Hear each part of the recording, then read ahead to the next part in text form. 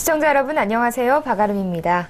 오늘 KCTV 대담 이 시간에는 늘 소통하는 광주를 만들기 위해 정책을 발굴하고 제시하는 광주광역시의회 문상필 의원님과 함께하는 시간 마련했습니다. 문상필 의원님께서 얼마 전에 광주시 영구임대주택 입주자 삶의 질 향상 지원 조례가 한국지방자치학회 우수 조례로 선정이 됐다고 합니다. 그래서 오늘 그 수상 소식과 함께 자세한 이야기 나눠보도록 하겠습니다. 의원님 안녕하십니까? 네, 안녕하십니까? 네, 먼저 우수 조례로 선정되신 거 진심으로 축하드리고요. 그 소상 소감부터 한 말씀 해주시죠. 예, 의원의 중요한 입법 활동 기능이 한국지방자치학회에서 우수 조례상을 받게 된 것은 굉장히 큰 영광입니다. 네. 앞으로도 많은 관심을 가지고 일하는 채찍으로 알고도 열심히 하겠습니다. 감사합니다. 네. 의원님께서 발의하신 조례가요, 이 한국지방자치학회 우수 조례로 이렇게 선상이 됐는데 어떤 상인지 먼저 설명 좀 부탁드리겠습니다. 네, 한국지방자치학회라는 교수님들의 모임이 있습니다. 여기서 매년 전국에 있는 광역 시도의원 그리고 기초의원들의 조례 제정이나 개정에 대한 내용을 평가하는 것인데요. 공모를 통해서 1년 동안 했던 내용을 공모하면 거기에 많은 이제 선정 전문가들이 모여서 선정하는 상입니다. 네, 뭐 그만큼 의미가 있을 것 같다는 이런 생각이 드는데요. 이 우수 조례를 선정하는 기준은 어떻게 되나요?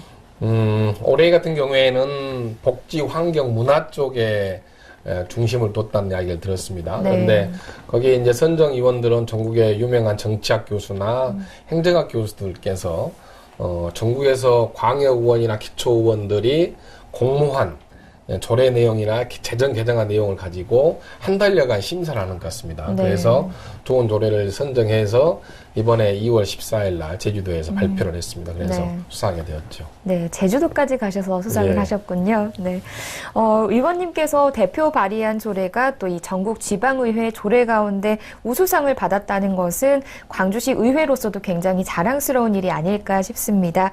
의원님께서 그런데 이 조례를 왜 만들어야겠다라고 생각을 하셨나요? 제가 영구임대 아파트에 한 4년간 살아본 거주 경험이 있습니다. 네. 그래서 어떠한 문제가 있는 것인지를 잘 알고 있고요. 네. 두 번째로는 제 지역구에 광주에서 가장 많은 영구임대 아파트 단지와 세대가 있습니다. 네. 그래서 그분들에 대한 지속적인 고민과 내용들이 이 조례에 좀 담아지지 않았나. 그래서 첫 번째는 그런 경험과 관심들이 네. 이 조례를 만들게 된 큰 계기가 되었습니다. 네, 그만큼 영구 임대주택 입주자들이 주거 환경이 상당히 열악해서 이 조례를 만들게 됐다 이런 말씀이신데요. 현재 광주시의 이 영구 임대주택 이 현황은 어떻게 되나요? 광주에는 10개 단지가 있습니다. 서구에 3개 단지, 광산구에 2개 단지, 그리고 네. 북구에 5개 단지가 있는데요.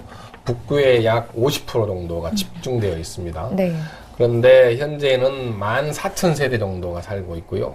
거기에 인구는 한 28,000명 정도가 계시는데 단독 세대가 한 45% 정도 되고요. 네.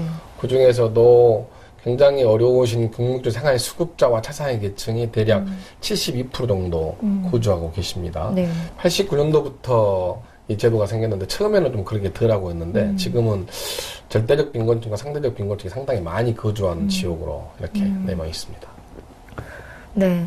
그간 우리나라 이 공공임대주택 정책은요, 중앙정부 주도로 좀 이루어져 왔었는데요. 의원님께서 이 조례 제정을 통해서 지방자치단체에서도 적극적으로 또 이렇게 지원을 할 수 있도록 제도적인 장치를 마련하신 셈인데요. 이유가 뭔가요? 그간에는 국가나 정부, 그러니까 주택공사에서만 영구임대 아파트에 대한 문제를 고민했습니다. 네. 그러니까 어떤 집만 지어놓고 아무런 관심을 가지지 못한 구조는 되어버렸죠. 네. 지방자치단체인 시나 구청에서는 영구임대 아파트에 대한 문제를 어떤 근거로도 지원할 수 없었습니다.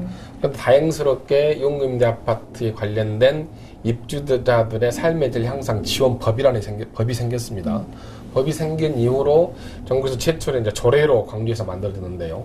이 조례가 근거되어서 광주시와 각 구청에서는 거기 계신 분들의 공동체 문제나 그다음에 경제권 강화 문제나 소통의 문제나 여러 가지 문제를 시가 지원해 줄 수 있는 근거가 마련했다는 것이지요. 그래서 의미가 있는 것입니다. 네. 또 이 거주자들의 욕구를 충족시킬 만한 내용을 전부 이 조례에 담기 위해서는 상당한 시간과 또 노력이 굉장히 많이 필요할 것 같습니다. 의원님께서 이번 조례 만드실 때 어떠한 시간과 또 과정들을 좀 거치셨나요? 그 전에 이런 조례를 한번 만들기 위해서 시도를 했다가 실패한 사례가 다른 의원들이 한번 있었습니다. 네. 근데 이걸 우리 지역을 둔 6분의 의원님들과 함께 1년에 걸쳐서 만든 아주 어렵게 만든 조례인데요. 네. 그 관에 6분들의 간담회, 그리고 주거 관련 전문가, 그다음에 뭐 입주자 대표, 그다음에 복지관 관장님들, 그리고 관리사무소장님들, 네. 그다음에 관계 전문가들, 언론인들 이런 분들이 지속적으로 간담회와 정책 논의를 했습니다. 네. 토론회도 했지요.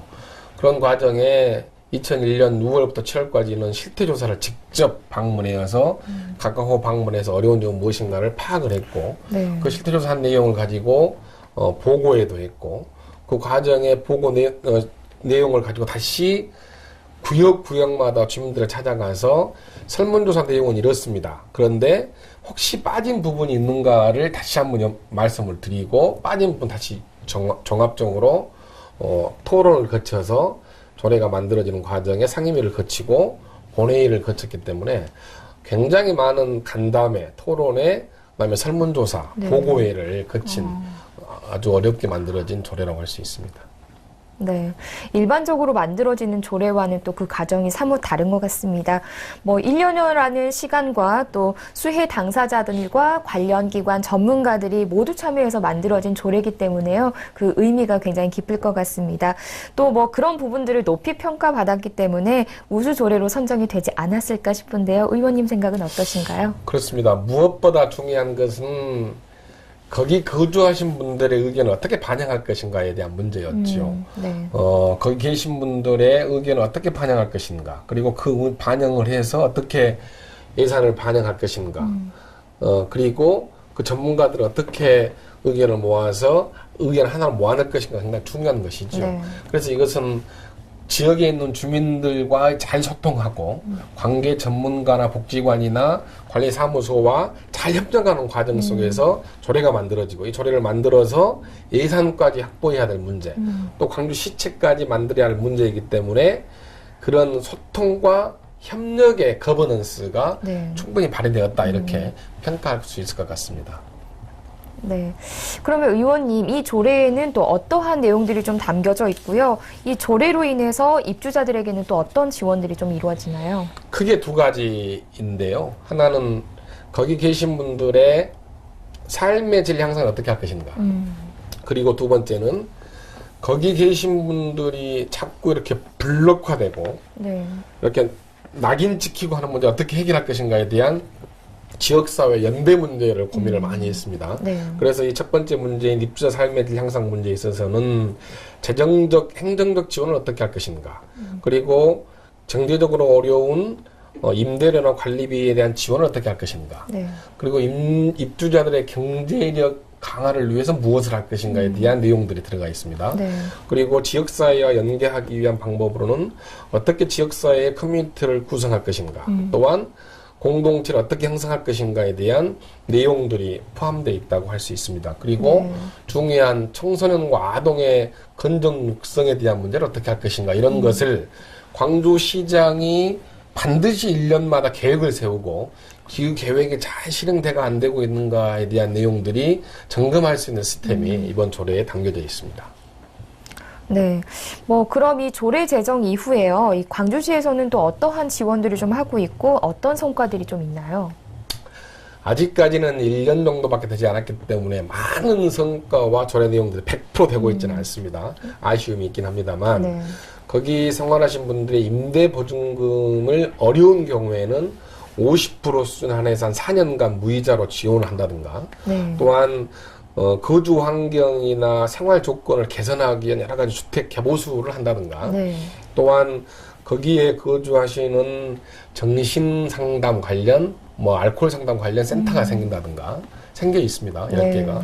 그리고 각 지역마다 지역사회와 어떻게 연계할 것인가에 대한 커뮤니티 센터. 어떤 경우는 커뮤니티 센터, 어떤 경우에는 씨우터, 어떤 경우에는 어울림터 이렇게 해가지고 네. 각 지역마다 그 상황에 맞게 주민들의 요구를 반영할 수 있는 구조가 만들어지고 있고 네. 다행스러운 것은 광주시가 이 문제에 적극적으로 개입하고 있다는 것이지요.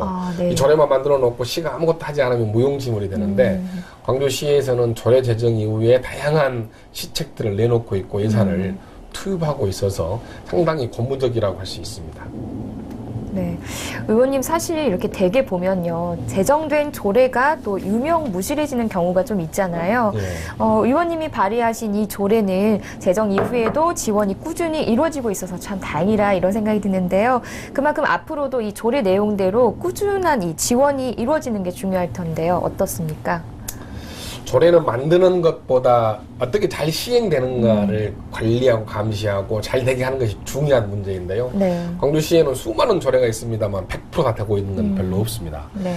그런데 이 조례는 정말 중요한 문제이기 때문에 1년이 된 시점에 조만간에 잘 시행되고 있는가를 평가를 한번 해볼 계획입니다. 네. 그리고 매년 해마다 이 시행이 되고 있는 과정 그리고 어떻게 변화하고 있는 과정을 잘 고민할 것이고요. 지금도 여전히 부족한 것은 안 되고 있는 부분도 있습니다. 네. 위원회가 만들어져야 하거나 조례에서 제정하고 있는 여러 가지 구조들이 잘 되어 있지 않고 있는 것도 있습니다만 이런 것이 잘 되도록 하는 것이 저희 의원들의 역할입니다. 네. 그리고 지역사회에 계속해서 도움을 주셨던 분들의 의견을 좀 받고 이런 의견들이 다시 계속해서 시장에 반영될 수 있도록 하는 것이 이 조례의 제정의 취지에 맞지 않는가 생각이 듭니다. 네. 의원님께서는 2010 매니페스토 지방선거부문 약속대상 우수상과 또 2011 지방의원 매니페스토 약속대상 최우수상을 수상한 바 있으신데요. 이번 한국지방자치학회 우수조례상까지 받으셔서요. 의정활동을 열심히 하는 의원님으로 또 이렇게 인정이 된 게 아닌가 싶은데 이 소감 한 말씀 또 해주시죠. 의원의 기능은 입법 활동을 하는 조례 개정이나 제정이 있을 겁니다. 네. 그리고 주민들의 의견을 대신해서 전달하는 대표의 기능도 있을 것입니다. 그리고 그런 의견들이 잘 반영될 수 있도록 예산을 확보하는 것도 있을 것입니다. 네. 또한 갈등의 현장에 갈등을 잘 조정하는 것도 의원의 역할일 거라고 저는 보는데요.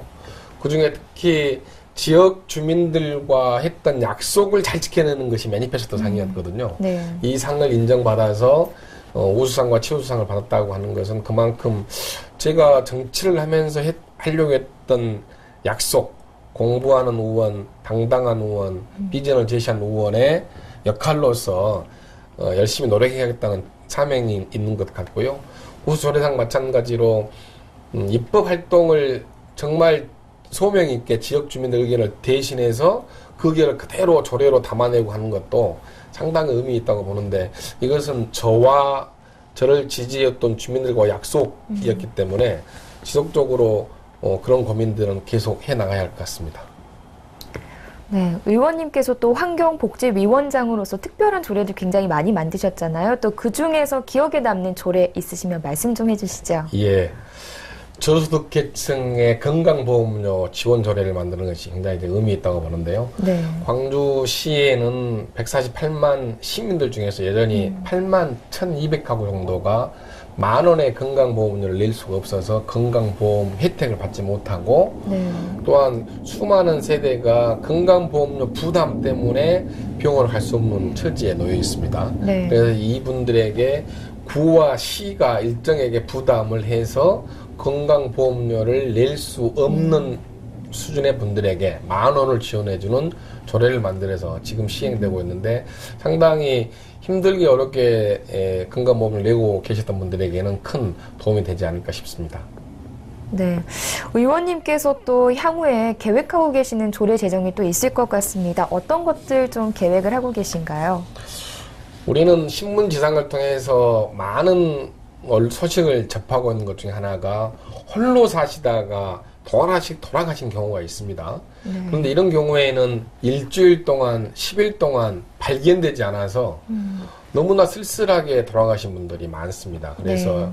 이런 분들, 덕고 어르신들의 또한 홀로 사신 장애인들의 홀로 사시다가 돌아가신 분들의 방치되고 있는 이 고독사의 문제를 어떻게 해결할 것인가에 대한 문제로 조례를 준비 중에 있습니다. 네. 그리고 우리가 영화에서 보면 타워 영화에 번호하는 것처럼 공직자들이 여전히 열악한 조건 속에서 근무를 하고 있습니다. 그래서 네. 이분들에 대한 안전, 복지 조례를 현재 계획하고 있고요. 네. 그리고 요즘에 대세라고 할 수 있는 사회적 경제를 어떻게 잘 활성화해서 공동 생산, 공동 분배를 통해서 지역사회의 어려운 분들에게 도움을 줄 것인가에 대한 문제로 네. 사회적 경제 활성화 지원 조례를 또 계획하고 있습니다. 네.